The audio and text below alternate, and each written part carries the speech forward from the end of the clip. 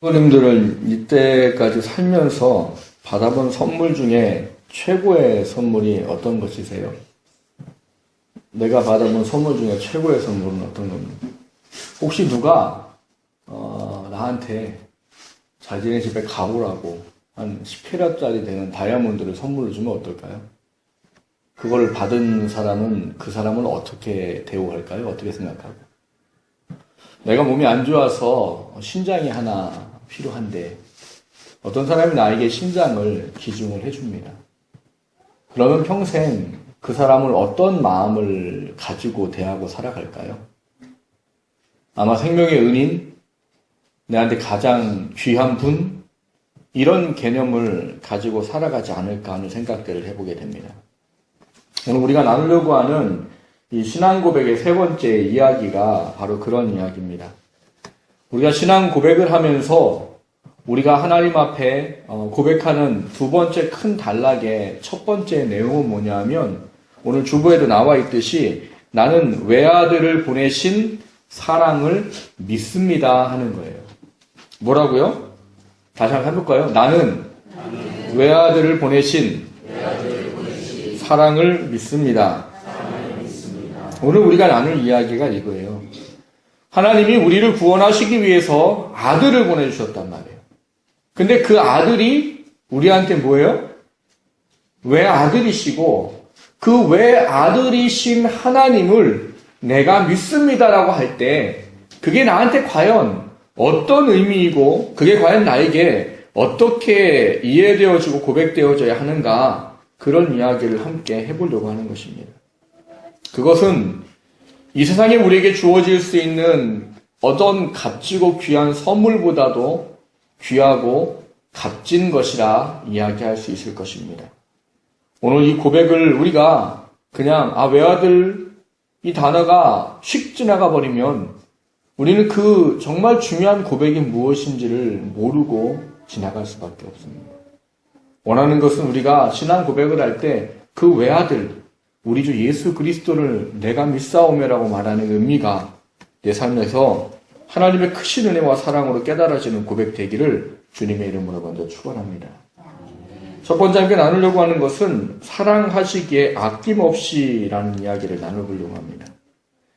여러분이 누군가에게 무엇을 줄 때 아낌없이 줄 때가 있지요. 어떨 때 아낌없이 줄까요? 제가 한번 생각을 해봤어요. 아낌없이 준다. 그럼 그냥 준다. 이런 개념으로 한 몇 가지를 생각해 보니까 이런 생각이 나더라고요. 첫 번째는 그냥 막 줘도 아깝지 않은 것일 때 어때요? 아낌없이 줘요. 많아가지고 별로 나한테 필요도 없는 그냥 아낌없이 그냥 별로 싸고 이런 거 아낌없이 줄 수 있어요.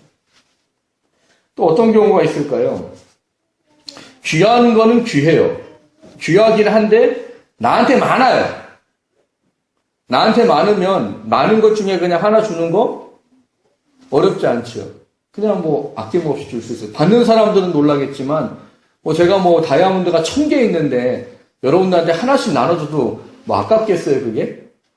여러분 다 나눠줘도 아마 950개는 남을 것 같은데.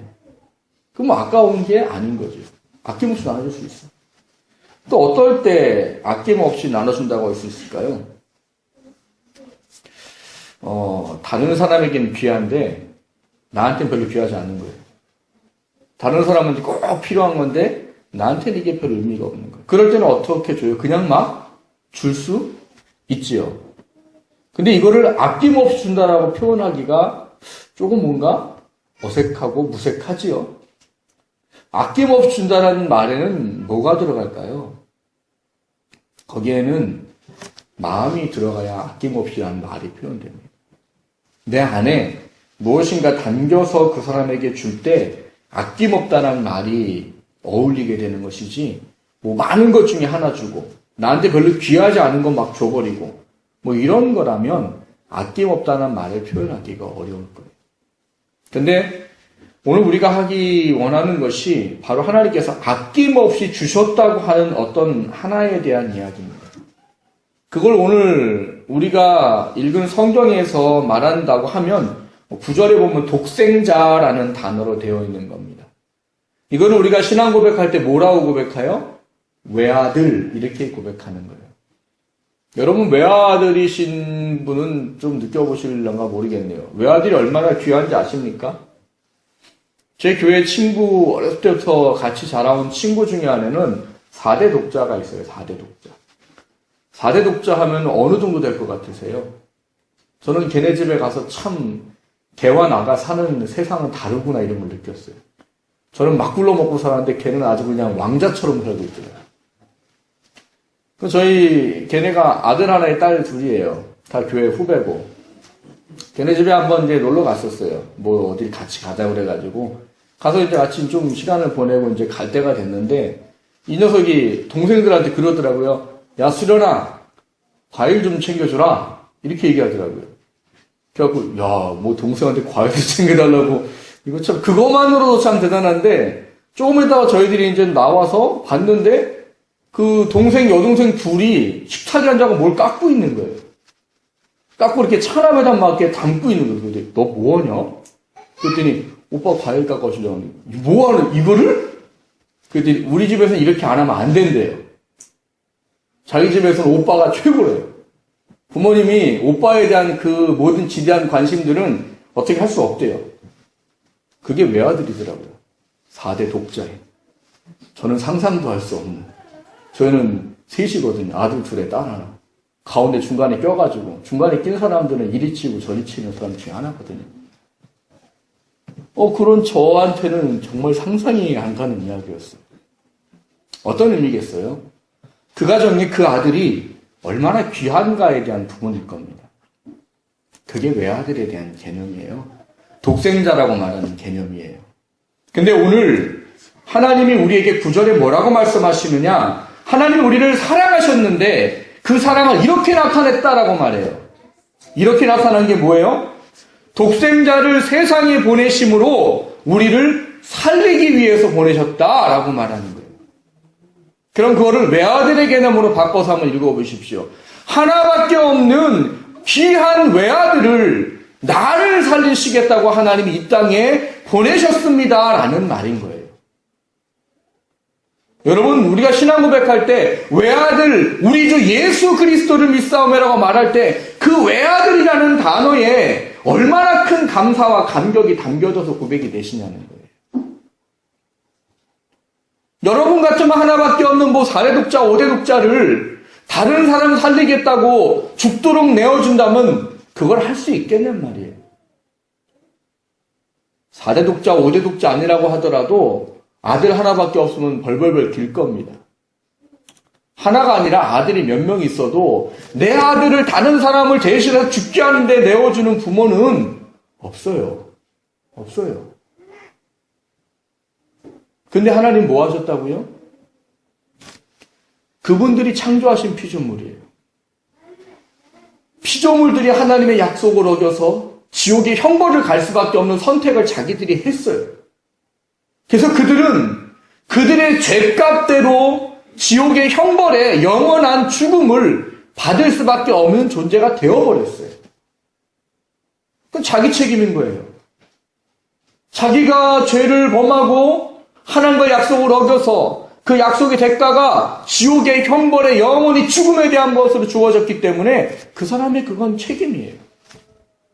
그런데 그것과는 아무 상관이 없는 하나님이 그 자신의 죄 때문에 죽을 수밖에 없는 영혼들을 살리겠다고 하나밖에 없는 외아들을 인간의 몸으로 이 땅에 보내셔가지고 자신이 창조한 피조물에게 침뱉음 당하고 매맞고 찢기고 십자가에 달려 죽는 모든 것들을 다 당하도록 하셨다는 거예요. 그게 외아들이라는 고백의 이야기예요. 외아들.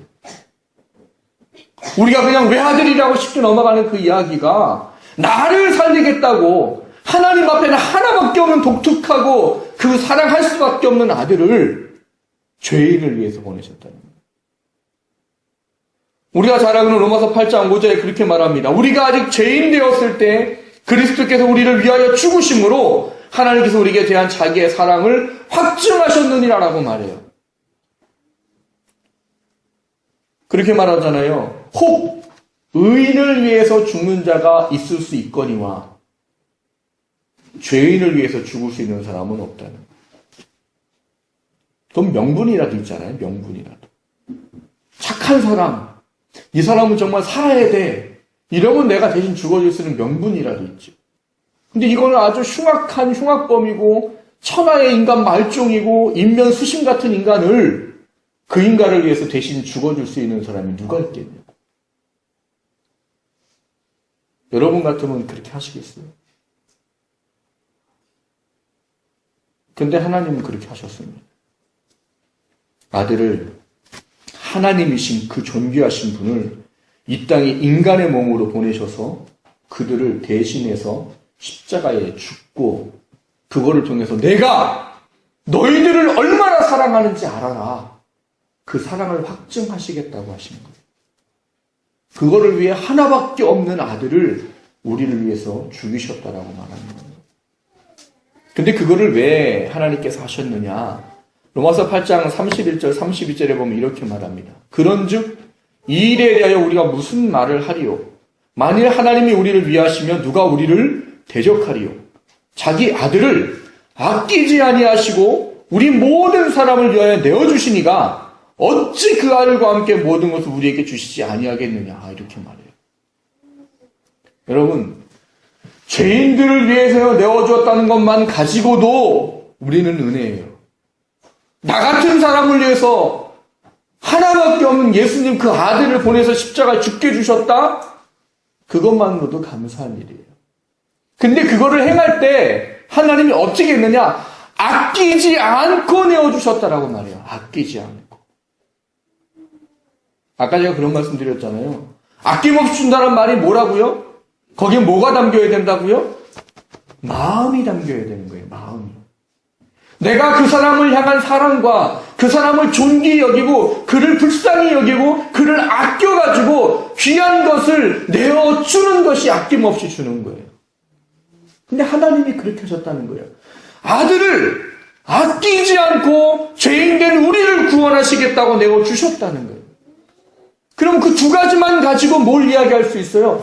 하나님이 나를 얼마나 사랑하시는지를 우리가 알아야 한다는 말입니다. 여러분, 이 세상에 누가 나를 위해서 자기 아들을 죽도록 내어줘요? 누가 나를 대신해서 십자가에 죽겠다고 오겠냔 말입니다. 근데 하나님은 그렇게 하셨어요. 그것도 아까워하지 아니하고. 그것도 8장에 아까 말씀에서 31절, 32절에 보면은 왜 그렇게 하셨느냐? 어느 누구도 하나님이 우리를 사랑하시는 것으로부터 그 사랑을 끊지 못하도록 하기 위해서 그렇게 하셨다고 말해요. 하나님이 우리를 택하시고 자녀 삼으시고 너는 내 것이라고 말하고 그걸로 십자가에 달려 예수님이 죽으셨을 때에는 그 이후에는 어떤 누구도 하나님의 사랑에서 나를 끊을 수가 없대요. 그게 외아들을 보내신 하나님의 사랑입니다. 중요한 것은 이 사랑을 우리가 늘 느끼며 살아가는 것이 필요하다라는 말입니다. 왜냐하면 여러분, 이 사랑을 우리가 깨닫고 느끼지 못하면 우리는 이 사랑 속에 빚어진 하나님의 은혜들을 우리는 잘 알 수 없어요. 그걸 모르면 여러분, 하나님은 우리를 지금도 지극히 사랑하시는데 그 사랑을 지금도 느끼지 못하고 깨닫지 못하고 살아가요. 어떤 사람들은 그렇게 말합니다. 하나님 나를 사랑하지 않으신다고. 하나님이 어떤 누구 집사를 사랑하고 어떤 누구는 사랑하고 목사님을 사랑하는 것 같은데 나는 사랑하지 않는 것 같다. 왜 나는 이렇게 힘들고 왜 나는 기도해도 응답이 없고 왜 나는 이렇게 삶이 늘 어려우냐는 거예요. 그리고 하나님 나를 사랑하지 않는다는 거예요. 여러분, 그게 얼마나 두려운 이야기인 줄 알아야 됩니다. 왜냐하면 하나님은 외아들을 주시기까지 아까워하지 않고 내어주시기까지를 사랑하셨다고 하세요. 근데 그 사랑을 모르고 살아가는 거예요. 뭐와 똑같은가? 이런 거예요. 부모가 자녀들을 키우다 보면은 애들이 뭘 원하는 게 있습니다. 근데 부모 입장에서 그걸 주면 안 되는 거예요. 그걸 주면 그 애한테 별로 유익이 되지 않아요. 근데 애들은 원하지요. 근데 부모기 때문에 안 줍니다. 부모기 때문에. 제가 아이들한테 쉽게 설명을 할 때 그런 예화를 들어요. 옆집에 있는 아이와 칼싸움을 하다가 내 칼이 부러져서 난 졌어요. 참패했어요, 참패. 그 얘가 막 씩씩거리고 집에 들어서 엄마한테 얘기해. 엄마! 제게 식칼을 주세요. 옆집애랑 싸워 내 칼이 부러졌으니까 나는 진짜 칼을 가지고 싸워서 이길 테니까 식칼을 주세요. 그럼 어머님들이 그러시죠? 그래! 가서 싸우고 이기고 들어와라! 그 식칼을 주는 부모가 있어요? 있으신가 보네요. 싸워서 이기는 게 중요하신가 보죠? 없어요. 어떤 부모도 주지 않습니다. 왜 안 줘요? 그걸 주면 큰일 나는 거예요.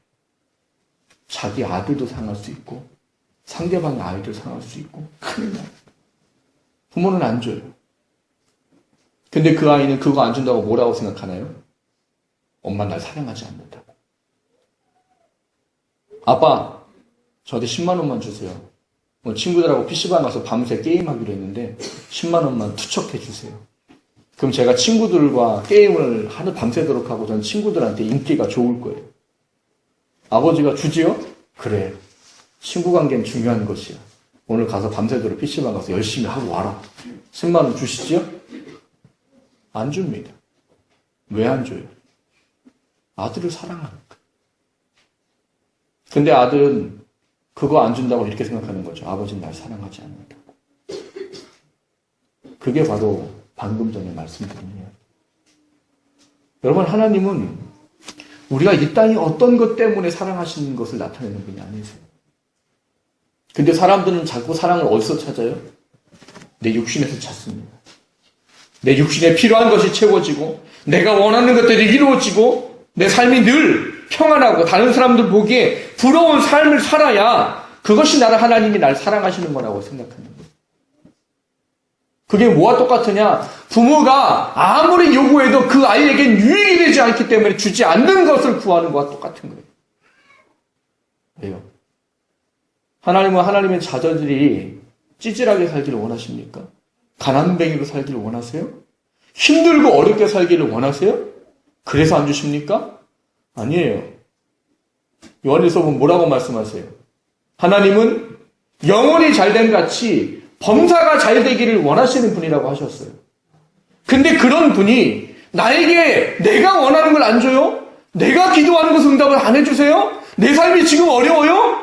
그러면 그게 나를 사랑하기 때문이 아니라 사랑하지 않기 때문이 아니라 나를 사랑하기 때문이라는 거예요. 부모가 자식을 생각해서 들어주지 않는 거와 똑같은 거예요. 여러분, 믿음이 온전히 세워지지 않은 사람에게 그들이 원하고 육신에 바라고 소원하는 것대로 다 들어주면 그 사람이 하나님 찾을 것 같죠? 그 사람이 하나님 믿을 것 같죠? 하나님을 더 사랑한다고 고백할 것 같죠? 아닙니다. 얼마나 그 사람의 사랑과 신앙은 바닥을 칩니다. 물질에 마음을 맞추고 내가 원하는 것에 마음을 맞추고 내가 원하는 것이 하나님보다 더 앞서버려요. 그러면 사람이 영혼을 가지고 영의 세계를 알고 하나님으로부터 멀어지는 것이 얼마나 두려운 건지를 그것을 안다면 내게 안 주시는 하나님을 찬양하고 감사할 수밖에 없는 거예요. 근데 사람들은 자꾸 엄한 것을 가지고 하나님의 사랑을 논하려고 해요. 이미 하나님은 나에게 최고의 사랑을 주셨습니다. 아들을 아끼지 않고 주셨어요. 우리가 고백하는 그게 그거예요. 하나님이 나를 얼마나 사랑하시는지의 고백이에요.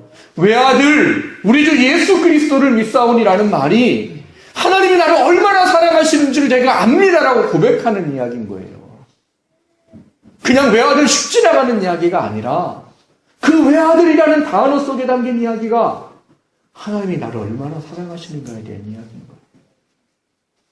아끼지 않고 주셨다. 죄인일 때 주셨다고 말합니다. 그게 우리가 기억해야 될 사랑하시기 때문에 아낌없이 주신 외아들에 대한 고백을 이야기하는 겁니다. 사랑하는 구미 같은 가족 여러분, 신앙 고백을 하실 때 그 외아들의 신앙의 고백을 담으십시오. 나를 얼마나 사랑하시는지. 외아들은 휙 지나갈 단어가 아니에요. 얼마나 나를 사랑하시는지의 증거고 하나님 말씀하시는 확증입니다. 여러분의 삶을 생각하세요. 내가 만약에 남을 위해서 내 애를 죽도록 내어줄 수 있는 그 사랑이 과연 있을까? 근데 하나님은 그렇게 하셨다는 겁니다. 그 사랑을 고백할 수 있는 우리가 되기를 주님 이름으로 축원합니다. 두 번째로 나누고자 하는 것은 사랑을 입은 자로 사는 삶, 이런 이야기를 하려고 합니다. 우리가 잘 이해하지 못하고 성경의 뜻을 잘 깨닫지 못하고 살아가는 것 중에 하나가 구원은 거저 주시는 것입니다라는 이야기입니다. 거저 주시는 거 맞아요. 우리의 삶과는 전혀 상관없습니다. 내가 어떻든 하나님은 그거와 상관하지 아니하고 우리의 구원을 베풀어 주시기로 천지가 지어지기 전에 이미 약정을 하셨어요. 구원 받는 것에는 값이 없어요. 구원 받는 것에는. 근데 문제는 구원을 하시는 이유를 사람들이 생각 안 한다는 겁니다. 그냥 값없이 구원 받는 것만 알아요. 여러분, 값없이 구원을 받는 것만 알면 무슨 문제가 생길까요? 그게 끝입니다. 신앙생활의 끝이에요. 왜요? 구원 받으면 끝난 거잖아요. 안 그러세요? 구원 받으면 끝난 거잖아요. 여러분, 뭔가를 원하는 걸 손에 줬는데 손에 쥐고도 그거를 얻겠다고 아둥바둥 하세요? 안 하시잖아요. 받았으면 끝이죠. 그거를 받을 때까지 우리가 마음이 초조하고 그거를 받을 때까지 우리가 간절하고 그것에 대한 열심을 내는 것이지, 그걸 내가 손에 쥐고 있는데 그걸 가지고 열심 내는 사람이 어디 있어요? 없지요. 구원 받는 것에 대한 것만 생각하고 그것이 끝이라고 생각하면 요즘 흔히 우리가 말하는 썬데이 크리스찬의 삶밖에 살 수 없는 겁니다. 하나님은 우리를 구원받는 것으로 끝나고 그것을 위해서 아들을 보내주시고 그것으로 모든 것을 마쳤다고 하지 않으셔요. 오늘 우리가 읽은 본문이 그것을 우리에게 잘 보여주는 겁니다. 오늘 본문을 보면 그렇게 말합니다. 사랑하는 자들아, 우리가 서로 사랑하자라고 말해요. 첫 시작이 그래요. 사랑하는 자들아, 우리가 서로 사랑하자. 왜? 사랑은 하나님께 속한 것이니 사랑하는 자마다 하나님으로부터 나서 하나님을 알고, 사랑하지 않는 자는 하나님을 알지 못하나니 이는 하나님은 사랑이십니다. 그리고 9절에 나와 있는 이야기가 그거예요. 그 사랑을 나타내기 위해서 하나님이 자기의 독생자를 아낌없이 세상에 보내셔서 우리를 살리려고 십자가에 죽게 하셨다, 이거예요. 그러면 7, 8, 9절을 가지고 어떤 이야기를 할 수 있어요? 하나님이 우리를 사랑하셔서 아들을 십자가에 달려 죽게 하는 것은 맞아요. 근데 그것으로 끝나는 것이 아니라 뭘 하라고요? 그 사랑을 입은 우리들이 서로 사랑해야 한다라고 말하는 거예요.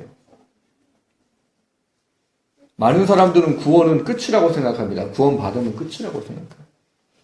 저희 교회 오래 다니신 분들은 제가 귀에 딱지가 않도록 얘기했을 거예요. 구원은 끝이 아니라 뭐라고요? 구원은 시작이에요. 시작. 예수 믿는 사람으로 살아가기 위한 시작이에요. 구원에 합당한 은혜를 위해서 살아가기 위한 시작이고, 하나님이 나를 통해서 원하는 것을 이루고 살아가기 위한 시작이에요. 그게 없으면 우리는 그걸 할 수가 없어요. 여러분, 예수 안 믿는 사람이 하나님을 위해서 일하고 삽니까? 예수가 안 믿는 사람이 예수님의 사랑을 가지고 다른 사람을 사랑해요? 예수 안 믿는 사람이 예배하고 예수 안 믿는 사람이 하나님을 찬양합니까? 안 해요. 그건 누구만 하는 거예요? 예수 믿은 우리들만 하는 거예요. 예수를 믿음 속에 가진 사람만 하는 거예요. 그게 하나님이 우리를 구원하신 이유 중에 하나입니다. 오늘 본문에서 말하면 우리가 받은 그 사랑대로 사랑하도록 하기 위해서 우리를 부르셨다는 거예요. 그래서 본문 11절에 뭐라고 말합니까? 사랑하는 자들아, 하나님이 이같이 우리를 사랑하셨던 즉 우리도 서로 사랑하는 것이 마땅하도다라고 말하는 거예요. 그게 우리를 구원하신 이유예요. 하나님이 우리를 구원하시기 위해서 하나밖에 없는 외아들을 아끼지 않고 내어주시고 우리를 대신에 십자가 죽도록 하신 이유예요. 근데 이것을 우리 삶에서 잊어버리고 지워버리면 여러분, 구원은 받았는지 모르지만 우리는 구원에 합당한 삶을 살 수 없는 겁니다. 예수를 믿고 구원받은 사람에게는 그것이 다 사명으로 주어지는 거예요. 물론 그 사명이 깨달아지고 받아지고 믿어져야 그 일을 하게 되는 거죠. 근데 여러분, 잘 생각하셔야 돼요. 그걸 깨닫고 아는 게 얼마나 큰 일인지. 우린 이 땅 살다가 끝나는 사람이 아니기 때문입니다. 이 땅 살다 끝나면 그렇게 살아도 돼요. 그냥 주일날 예배 드리고 일주일 동안 내가 원하는 대로 마음대로 살아도 됩니다. 왜 구원받았습니까? 근데 성경은 우리에게 그 뒷일을 이야기하지요. 우리 뒷일을 뭐라고 말합니까? 하나님 앞에 우린 서서 하나님 앞에 회개를 하고 하나님께 계산할 때가 온다라고 말합니다. 근데 그것을 뭐로 회개하고 뭐로 계산하느냐? 이 땅 우리가 육신에 살아온 삶을 가지고 계산하신다. 그럼 뭘 갖고 계산하시겠어요? 그냥 열심히 살면 그거로 계산해 줄까요? 내 육신의 풍요로움을 해서 열심히 산 것을 계산해 주시겠습니까? 아니면 착하게 산 걸 계산해 주실까요? 아니면 다른 사람들에게 유익을 끼친 것으로 계산을 해 주실까요? 물론 그것이 하나님의 뜻 안에서 이루어졌다면 그것은 계산이 됩니다. 근데 하나님과 상관이 없이 내 육신만을 위한 것이었다면 여러분 그것은 계산해서 제외된다는 말이에요. 하나님 우리에게 그 중요한 사명을 맡겨주시고 오늘 본문에는 그것을 사랑이라는 것으로 우리에게 가르쳐 주시고 계신 거예요. 우리가 하나님께 그 사랑을 입었을 때 하나님에게 그 사랑을 원하신다는 거예요. 너가 입은 사랑이 얼마나 큰 줄 아느냐? 너가 입은 은혜가 얼마나 큰 줄 아느냐? 내가 나한테 하나밖에 없는 아들을 너를 사랑하겠다고 너가 죄인일 때 너를 대신해 십자가에 죽도록 내가 내어주고 아까워하지 않았대. 나는 근데 그 사랑을 너희들이 하기를 원한다. 그게 하나님 우리에게 말씀하시는 이해예요. 그 사랑을 품고 살아가라고 말씀하시는 것입니다. 오늘 본문에는 이것에 대한 중요한 이야기를 우리에게 그렇게 말합니다. 본문 12절을 보시면 어느 때나 하나님을 본 사람이 없으되 만일 우리가 서로 사랑하면 하나님이 우리 안에 거하시고 그의 사랑이 우리 안에 온전히 이루어지느니라. 아멘. 여러분, 우리가 신앙의 능력과 신앙의 힘을 어떻게 풍성하게 누리고 살아갈 수 있게 될까요? 오늘 12절이 그 해답이에요. 하나님이 사랑하라고 했을 때 그 사랑을 우리가 하고 있으면 우리 안에 뭐가 더 커진다고요? 하나님의 사랑이 커지고 온전해지고 그것이 우리에게 능력이 된다는 거예요. 하나님의 말씀에 온전히 설 때 우리는 그 안에 하나님의 놀라운 능력을 맛보며 살아갈 수 있게 된다. 혹시 그런 분 계세요? 난 왜 요즘 하나님을 사랑하는 마음이 없을까? 왜 자꾸 적어질까? 삶을 돌아보십시오. 내 안에 뭐가 없느냐? 하나님께서 원하시는 것이 없는 거예요. 그러면 이거는 비례적이에요. 내가 안 하면 안 할수록 내 안에 하나님에 대한 사랑은 약해지고 내가 왜 능력 있는 그리스도인으로 세상 가운데 교회 가운데 살지 못하느냐? 내가 내 안에 하나님께서 말씀하신 것에 대한 그 하나님의 사랑을 품지 못하고 살아가게 될 때 내 안에 세상 가운데 그리스도인의 삶의 능력과 담대함이 점점 사라져가는 거예요. 그리고 어디까지 가느냐? 세상 속에서 내가 예수 믿는다라고 드러내지 않습니다. 감추고 싶어요. 너무 제약된 게 많아요. 너무 내가 신경 써야 될 게 많아요. 그러다 보니까 점점 그것을 감추게 되는 겁니다. 감추게 되는 가장 중요한 이유는 다른 게 아니에요. 우리가 하나님께서 원하시는 것 속에 서 있지 못하기 때문에. 오늘 본문에서 우리에게 말씀하시는 외아들의 의미를 왜 기억해야 되느냐? 오늘 본문이 우리에게 주고 있듯이 그 사랑을 알고 그 사랑을 하라고 우리에게 사명이 주어졌기 때문입니다. 그것은 사명이에요, 사명. 내가 사랑할 수 있으면 하고, 하기 싫으면 안 하고, 할 만하면 하고, 하기 어려우면 안 하고가 아니라 해야 되는 거예요. 왜요?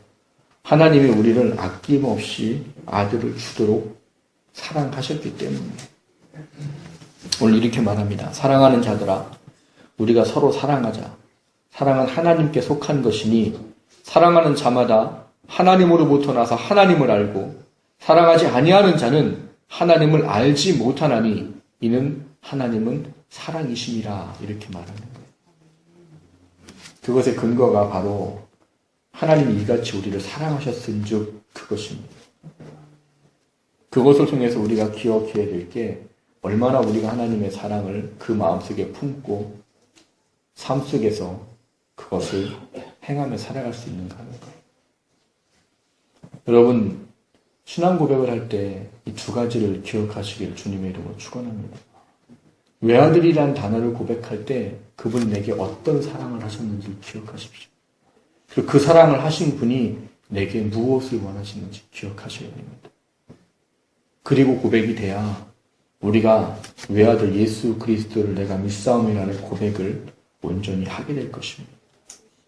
원하는 것은 나는 외아들을 보내신 사랑을 믿습니다. 그 사랑을 늘 삶에서 풍성하게 늘 느끼시고 그것을 가지고 풍성하게 사랑하시고 그것 때문에 그 사랑이 내 안에 확증이 되고 내 안에 큰 힘이 되고 능력이 될 수 있기를 주님의 이름으로 축원합니다.